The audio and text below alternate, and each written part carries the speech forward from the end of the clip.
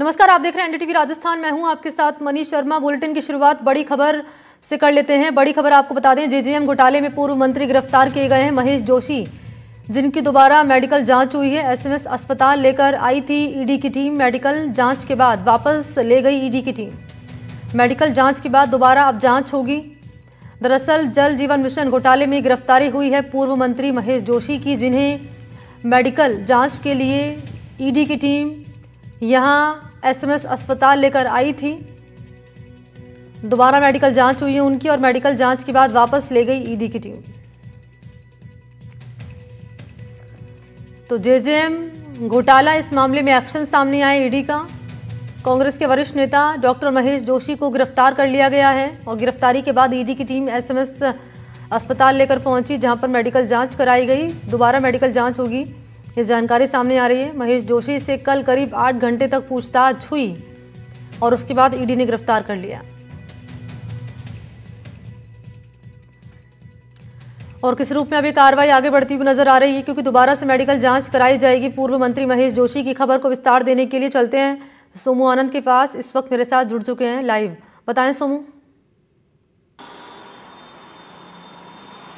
देखिए, महेश जोशी की दोबारा मेडिकल जांच हुई है और मेडिकल जांच के बाद उनको पूछताछ के लिए ईडी के दफ्तर ले जाया गया है।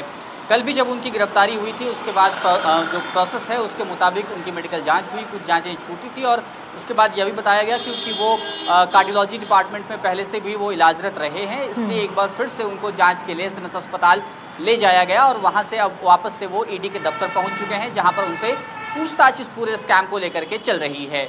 और कौन कौन से सवाल हैं, सवालों की फेहरिस्त है जो ईडी की टीम ने तैयार की है, जो पूछे जा रहे हैं? सोर्सेज क्या कह रहे हैं आपके?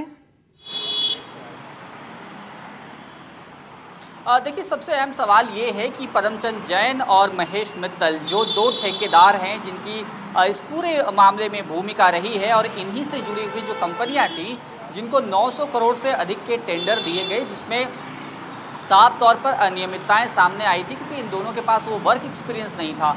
इसी से जुड़े सवाल जो हैं और उसके साथ साथ किस तरह का नेटवर्क संजय बड़ाया, जो कि ऐसा आरोप है ईडी का कि वो महेश जोशी के कहने पर ही काम करता था, उसने किस तरह से ट्रांसफ़र पोस्टिंग से लेकर के टेंडर अलॉट करने तक में अपनी भूमिका निभाई है।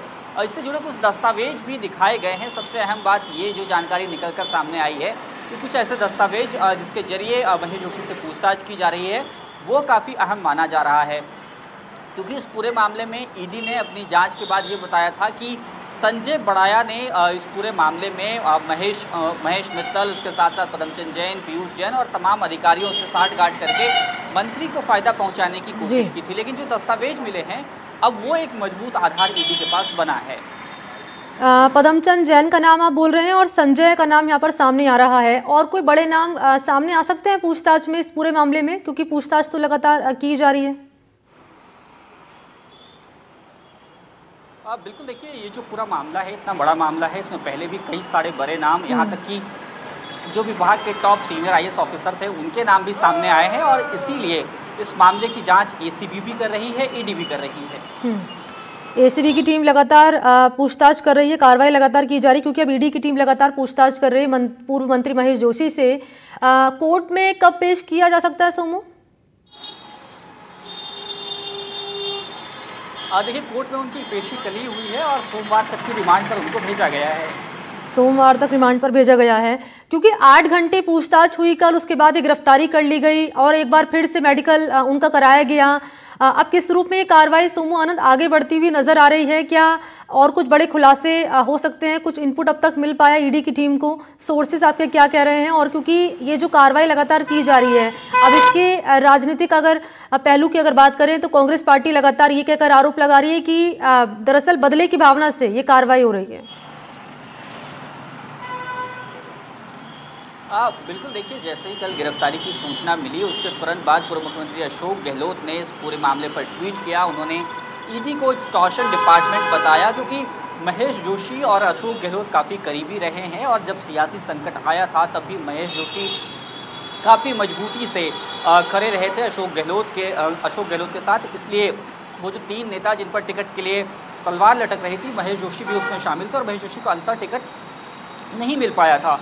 तो अशोक गहलोत ने भी इस मुद्दे को उठाया है और कांग्रेस के तमाम नेता भी मुखर होकर बोल रहे हैं जहां तक पूछताछ की बात है, अभी सबसे अधिक फोकस इस बात को लेकर के है कि ईडी ने जो दस्तावेज इकट्ठा किए हैं, जो सबूत इकट्ठा किए, उसके आधार पर महेश जोशी से बातचीत की जाए। ठीक है, अपडेट आपसे लेते रहेंगे। फिलहाल बहुत शुक्रिया आपका सोमू, तमाम जानकारी देने के लिए धन्यवाद।